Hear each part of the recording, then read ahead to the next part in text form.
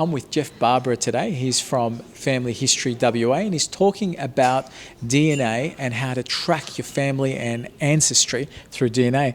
Jeffrey, how are you? Good, thank you, yes. Excellent. So tell us a little bit about this modern day testing of DNA. How simple is it?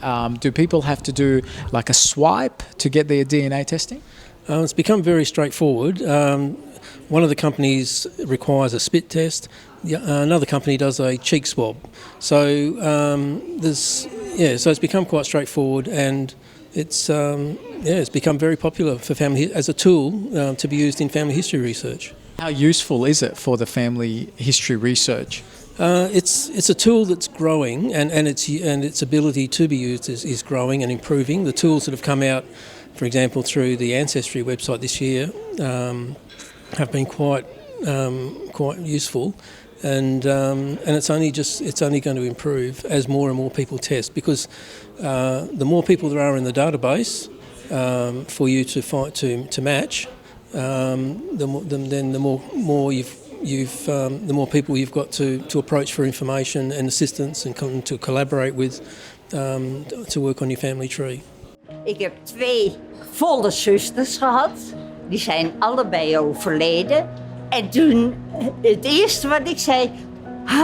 ik heb weer een zuster. Ik ga er naartoe. En ik ga er gelijk heel dik omhelzen. Oh my god, Jannie. Hallo, liefje. Goeie reis gehad? Ja, echt. Ja? I feel excited, so very happy to find I have a sister that loves me for me.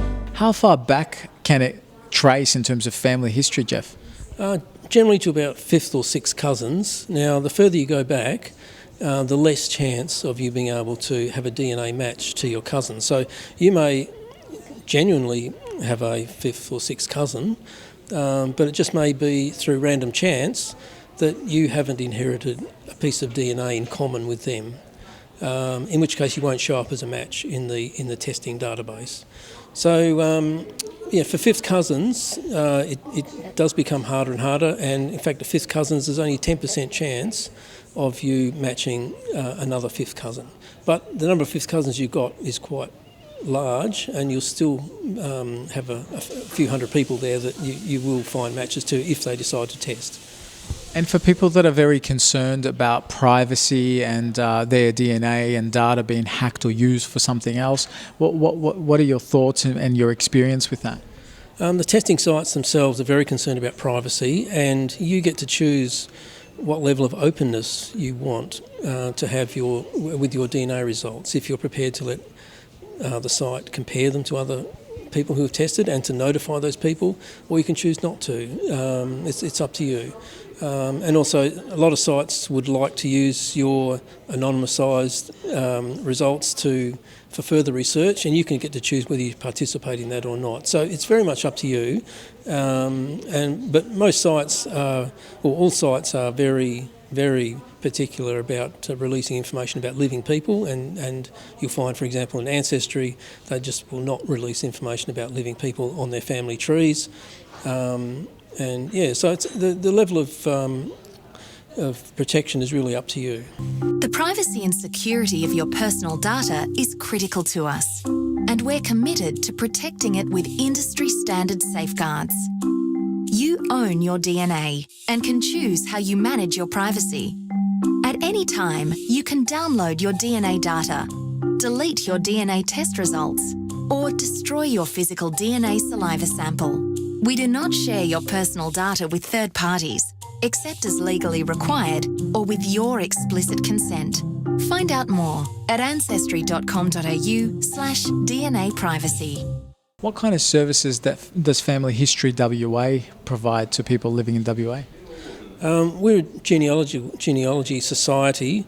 Our main our centre is our library, but we're also getting more and more into special interest groups, giving talks and helping people do their research in these specialised areas. So we have a library that's open most days during the week. I help people with interpreting their DNA results as a voluntary service.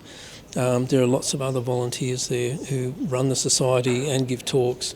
But the special interest groups to me are the feature. And if you've got a special interest in researching, say, European or English, you'll find a group that specialises in that and to help you get started. Wonderful. What about ancient Egyptian? I don't think we've gone back that far. In fact, when we see a family tree with the pharaohs in it, we tend to treat it very dubiously. Very good. Geoff, thank you so much for your time and for what you do with helping out people on this basis. Thank you. Thank you. I'm Bass Tadros for Undercurrent.